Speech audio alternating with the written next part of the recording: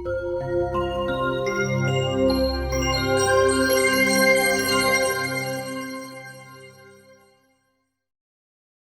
Everyone, welcome back to my channel. তোমরা সকলে কেমন আছো? আই হোপ তোমরা সকলে ভালো আছো। আজকে আবার চলে এসেছি নতুন একটা ভিডিও নিয়ে। তো আমার সবগুলো হাঁস বিক্রি করে দিয়েছি। তো কেন বিক্রি করেছি এবং কত টাকায় বিক্রি করেছি তাই আজকের ভিডিওতে শেয়ার করব। তো ভিডিওটি দেখার আগে অবশ্যই একটি লাইক দিয়ে দিও, আর ভিডিওটি ভালো লাগলে চ্যানেলটিকে সাবস্ক্রাইব করে দিও।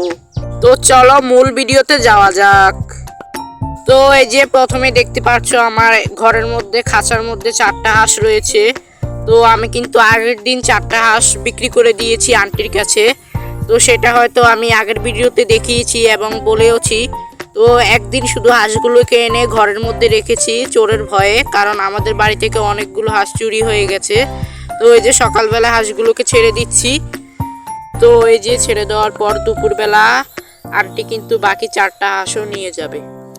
তো এক এক করে সবগুলো হাঁস বাইরে ছেড়ে দিচ্ছি সকালবেলা, তারপর কিন্তু ওদেরকে খাবার দেওয়া হবে। তো এই যে তারপর কালো হাঁসটাকে ধরে নিচ্ছি, ওটাকেও নিয়ে ছাড়বো।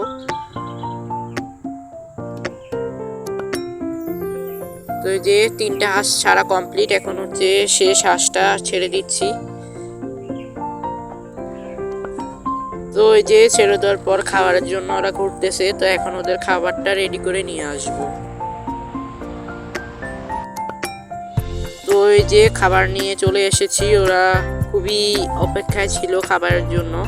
তো এই যে ওরা খুব সুন্দরভাবে খাচ্ছিল। আর এই হাঁসগুলোকে বিক্রি করার 3টা কারণ আছে। প্রথম এবং প্রধান কারণটা হচ্ছে চোরের উপদ্রব। এর আগের ভিডিওতে তো আমি দেখিয়েছিলাম যে আমার কাকির 5টা হাঁস রয়েছে।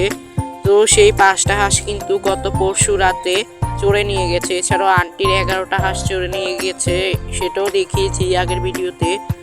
তো সেই ভয়ে কিন্তু সবাই এখন হাঁস বিক্রি করে দিচ্ছে, খেয়ে ফেলছে। তো আমিও আমার হাঁসগুলো বিক্রি করে দিয়েছি, যেহেতু আন্টি সবগুলো হাঁস নিয়ে গেছে। শুধু 5টা হাঁস ছিল।